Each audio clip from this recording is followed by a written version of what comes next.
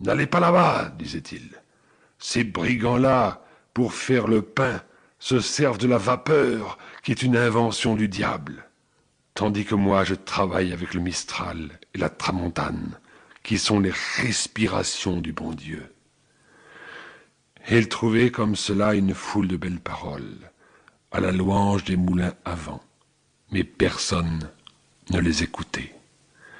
Alors, de male rage, le vieux s'enferma dans son moulin et vécut tout seul comme une bête farouche. Il ne voulut pas même garder près de lui sa petite fille Vivette, une enfant de 15 ans, qui depuis la mort de ses parents n'avait plus que son grand au monde. La pauvre petite fut obligée de gagner sa vie et de se louer un peu partout dans les mâts pour la moisson, les magnans ou les olivades. Et pourtant, son grand-père avait l'air de bien l'aimer, cet enfant-là. Il lui arrivait souvent de faire ses 4 lieues à pied par le grand soleil pour aller la voir au mât où elle travaillait. Et quand il était près d'elle, il passait des heures entières à la regarder en pleurant.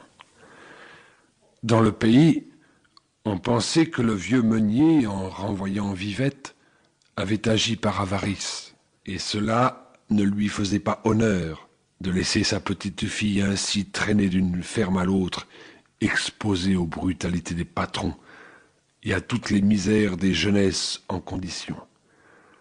On trouvait très mal qu'un homme de renom de maître Cornille, et qui jusque-là s'était respecté, s'en alla maintenant par les rues comme un vrai bohémien, pieds nus, le bonnet troué, la taillole en lambeaux.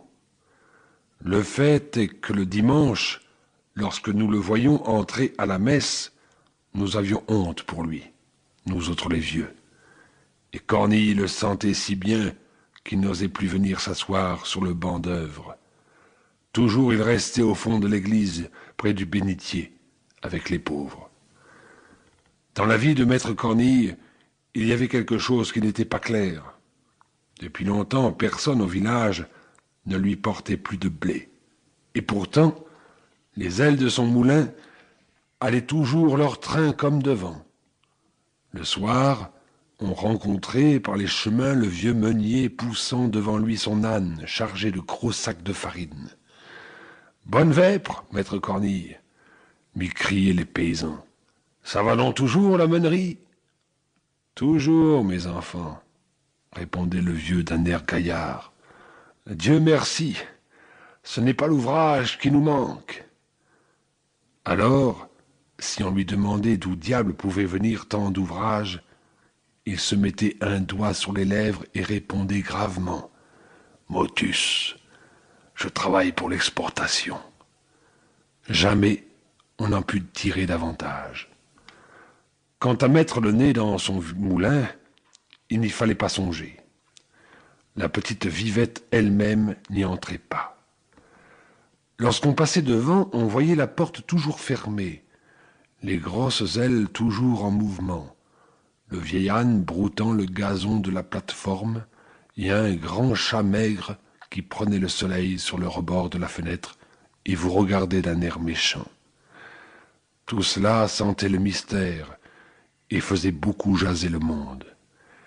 Chacun expliquait à sa façon le secret de maître Cornille.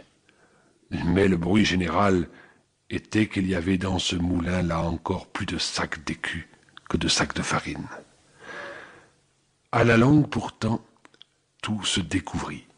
Voici comment.